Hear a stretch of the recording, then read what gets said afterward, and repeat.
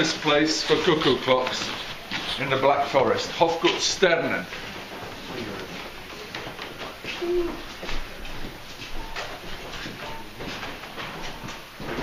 Good morning. How are you? Morgan. Very well. How are you? All right.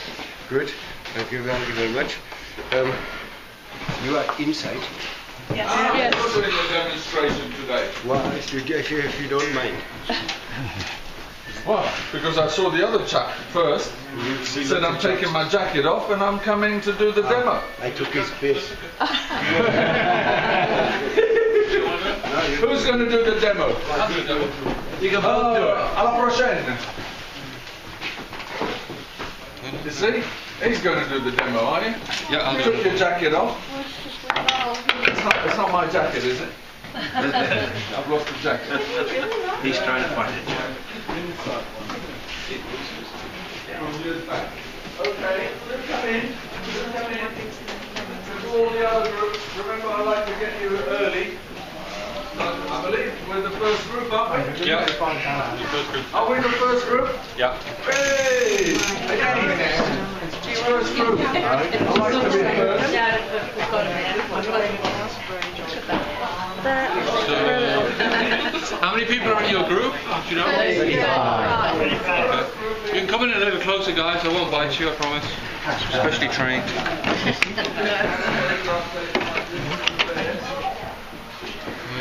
Cookoo. You need to be up front.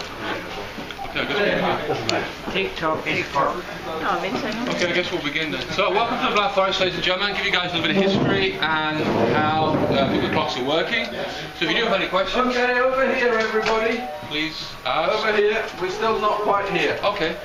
Almost. So, Everybody. you guys are on the Rhine? No, we're not.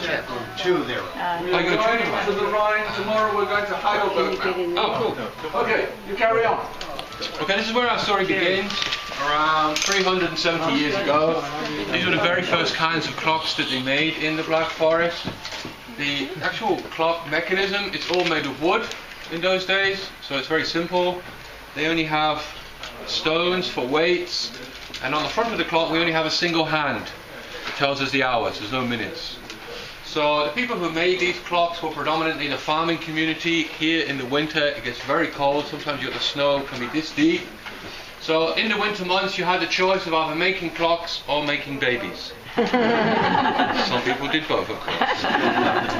And in the springtime then, when all the roads and paths were clear, they could take them to the local towns or a little further, sell them off, and they had extra money. So that was the incentive to earn extra money over the winter months.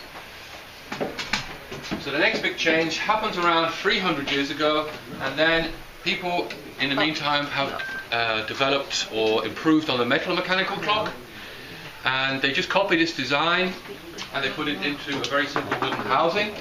To cover that up, they take some more wood. Obviously here in the forest there's lots of it, so it's just a rectangle, and they simply attach that onto the front of the housing.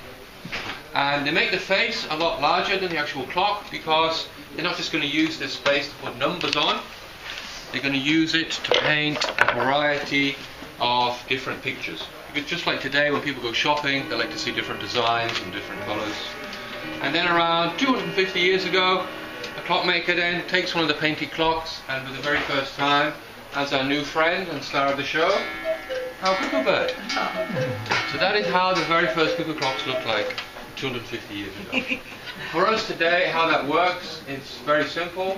The amount of technology we have, you have to remember, 250 years ago, this would be the same as your iPhone or your laptop computer. Right. Very advanced. This would be cutting edge technology. So I'm not just happy by putting in a cuckoo, another clockmaker wanted to tell us a very important story, so he made a special clock. This is a reproduction. And then he called this clock simply the mother-in-law clock. Is there anyone who doesn't understand that? Okay, we're all on board then. Here we have a little guy called the dumpling eater. So he sits there every full hour and every half an hour, and then num num num, he starts eating dumplings. That's cute. See little eyes lighting up there with delight. Num num num. So 7 o'clock he's allowed 7, of course. 1 o'clock he's on a diet, he only gets 1. So the next big change happened around, where are we, 150, 160 years ago. They had a competition for a new design because the painted clocks they weren't selling anymore. So the person who won the competition was an architect. They were working on the railways about an hour's drive north of here. This is a reproduction of the actual design he won that competition with, and he called it the station house clock. Obviously seeing a lot of station houses on the railway. This is the first time that we see this predominant house shape arriving. Most of the carving at this stage was on the outside, so it's kind of reminds us of a picture or a mirror frame.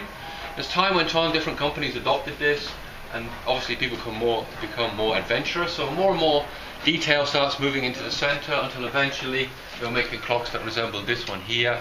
So a huge variety of trees and birds, leaves, and different kinds of things you might find in the Black Forest. So the wood they use for the carving, it's a particular kind of wood, very soft wood. It grows just in the northern hemisphere. I guess most of you guys are from the southern hemisphere by the sounds of things. No? Some. Oh, half and half, okay. Here in Germany it's called Lindenholz, lindenwood. It's also called lime or basswood. It's all the same. Very soft. Normally takes about 4 years to dry out naturally. Nowadays they have electric kilns, so they can do that far faster. But because you've got this very high moisture content, you don't have the familiar growth rings that you'll see on wood. Growth rings have various disadvantages to the carving community. One is it's a natural weak point in the wood. So when you're getting into the finer details, like the ears or here the legs, if you've got this weak point, you can be working away on it, put a little bit too much pressure, snap, off it comes, throw it away, start again. So you've got pretty much a universal strength here, which is a great advantage. Also, the growth rings would be the first place that any moisture would get into the wood. So again, because it's not there, after you finish carving something, as long as it's kept in reasonable conditions, it'll stay that way for potentially for hundreds of years. So the actual cuckoo clocks themselves, they come in 2 varieties, and that depends on how often you have to wind them. So obviously they're mechanical clocks, so it's the weight going down that actually produces the power. So to wind any of the clocks, you just take the chain opposite the weight and pull it up to the very top. So you do that with all of the weights which are present. So some of the clocks you will see today on the wall will have these size of weights, as long as your fingers, and these are what we call one-day clocks. So it means you have to wind it up once every day. And when the weights are up to the very top, it will last 26 hours. So imagine it's 8 o'clock in the morning, you wind it up, it'll last until 10 o'clock the next day in the morning until it goes all the way down to the bottom. Some of the other clocks you will see will have these larger weights, and these are what we call 8-day clocks. Any grandfather clock is also an 8-day clock. Just like the name implies, it'll take 8 days to travel from underneath the housing all the way down to the bottom. So some people call these weekly winders, and they call the small ones daily winders. So the 1-day, 8-day clocks also come in 2 varieties. Sometimes you will just see 2 weights, which means that we just have a cuckoo there, because one weight powers the clock, the other weight will power the cuckoo bird. And then you'll see others which have a 3rd weight, and the 3rd weight is because they've introduced music. This is what the mechanisms look like. You can't see these because they're obviously hiding. These are the 2 basic mechanisms, the 1-day, 8-day. Then we have 1-day, 8-day, they've added the music, but they've also added an extra little plate on top. And on this plate they'll put a variety of different people. And when the music sounds, this plate will start to rotate, and it appears then as if the people are actually dancing to the music. So I'll show you what that looks like here on our grandfather cuckoo clock. The cuckoo comes first, of course, tell us what time it is. It's 5 o'clock. Music starts, little people start dancing on the balcony. It's a very simple dance. It's very popular with people that have consumed large amounts of alcohol. Just go around in a circle. Is that right? Just go around. Not at 2 o'clock. So the music you guys can hear now is being produced by different versions of these. This is the only part we import into the Black Forest. This comes from Switzerland. The Swiss people have been making these for over 200 years. If you were to take this out of the clock and just turn it on its own, it's very, very quiet. So, because it's all made of metal, we need something to pick up the vibrations. So using a principle that's been used for thousands of years for making musical instruments, wood picks up vibrations very well, and then that amplifies the sound. Wow. So some of you guys may have jewelry boxes that you wind. Yeah. It's exactly the same. And because we know we can only really hear the music when it's touching wood, you can also take this, if you have taken it out of the cuckoo clock, and simply put this onto the heads of your family and friends and turn it. If you hear any music, then you know they have wood inside their head. You probably do that. So of course we need a cuckoo bird. They don't put real cuckoos inside our little wooden boxes because the birds would get very upset. Instead, we have these set of pipes. Everyone has two. The cuckoo sound it's a two-tone chord. One high, one low. And this is how they do it. They take each of the pipes and you have a single opening for the air to go backwards and forwards with the help of a bellows drawing the air in and out. So that's very simple. Wow. So you have two of those, like I said, with a higher and a lower tone. We put that inside the cuckoo clock, attach it to the mechanism, and by magic, we have That is magic. That's all. So for those of you who actually thought there was a real bird inside, I'm very, very sorry. Well, Santa Claus does exist, right? Don't forget that.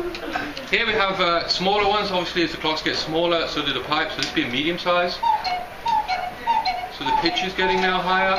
And in the smallest clocks, we don't have a great deal of space, so we have to put in our smallest member of the cuckoo bird family. They haven't yet gone through puberty. One day they'll grow up and they'll be a big cuckoo.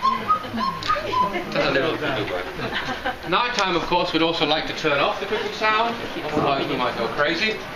So to save you a visit to your local psychiatrist, we have a little night switch. Switch is down here. So it's working. Here's a cuckoo bird hiding on top of the people. So they're allowed to come out. Music can play.